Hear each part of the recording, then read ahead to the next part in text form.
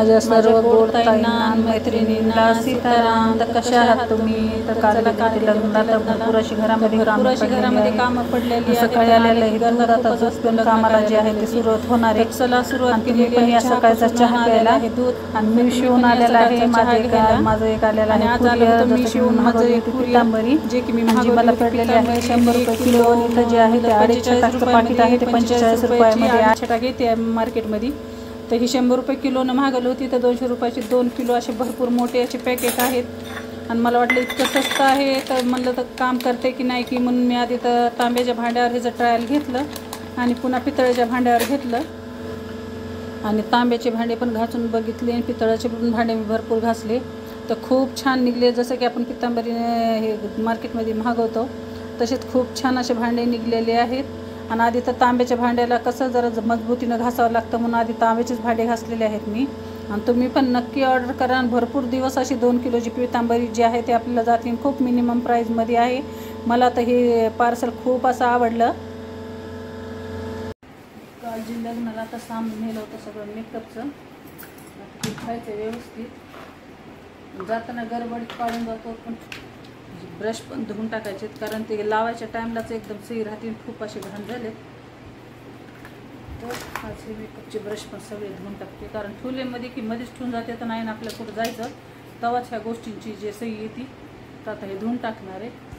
आधी तर आता हे सगळं जे पसार आहे मला नीट लावायचं आहे. हे जे आहे सगळं बाहेरनं मला धुवून टाकायचं आहे.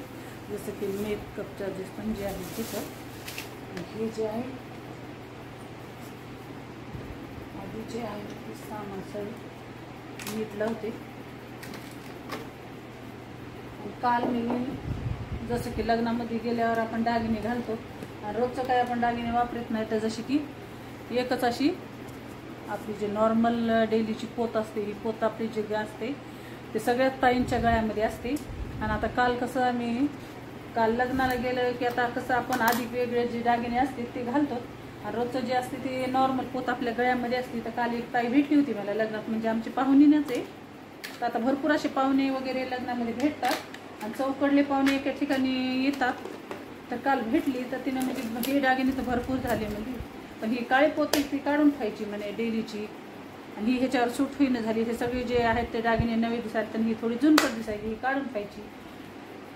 तर मी म्हणलं तिला तू सगळे दागिने घातली नाही तरी जमतंय म्हणलं पण ही डेलीची पोत आहे ना ही कधीच आपल्या अंगावरली काढायची नसते म्हणलं तिला.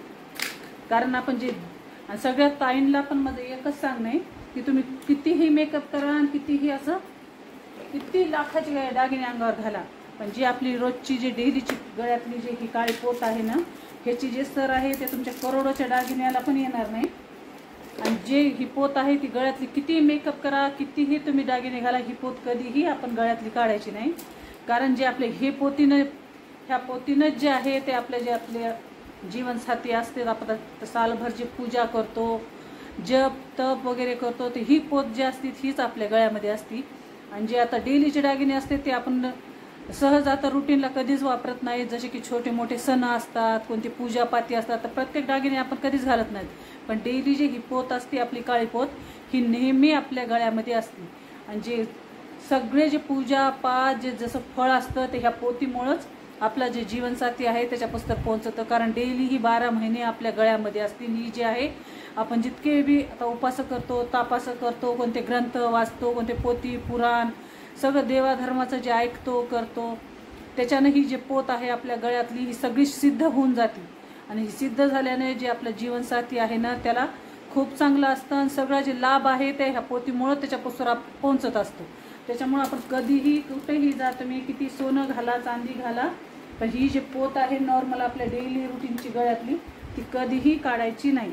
किती मला भरपूर जणांनी असे म्हणले की ही पोत जे जुनी दिसते नवी पोत दुसरे दागिने सगळे नवे दिसायले. आणि खूप मी लग्नामध्ये पण बघते भरपूर जे ताई आहेत ना ते हे डेलीचे जे दागिने आहेत ना ते काढून ठेवतात आणि जे नवे दागिने जसं की नेकलेस असतं लॉंग चेन असते भरपूर ते दागिने घालतात. आणि हे जे आहेत आपले रुटीनचे ते सगळं काढून ठेवतात पण ते काहीच उपयोगाचं नाही. तुमचा लाखाचा दागिना बिलकुल कामाचा नाही. जशी की आपली एक ही डेलीची पोत जे काळ्या मण्याची आहे हीच पावन आहे आणि हीच कामाची आहे.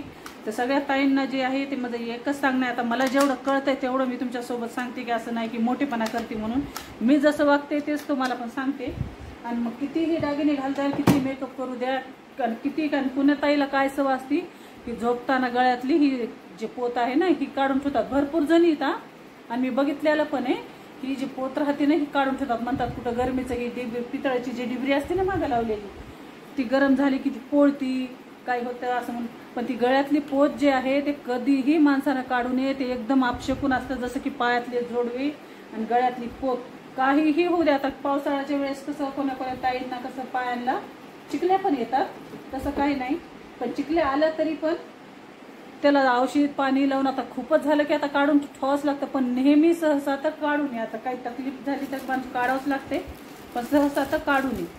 जितकं तुम्ही आता सहज थोडंही नॉर्मल काही झालं की काढून ठेवतात, आंघोळीला गेलं काढून ठेवतात, पुन्हा 1-2 दिवस घालायची सही नाही. हे असं जे राहतं ते सगळं आपलं वागणं जे राहतं ना सगळं ते आपशकून असतं. आणि जे अलक्ष्मी असती त्याच्यानं आपल्या घरामध्ये येते.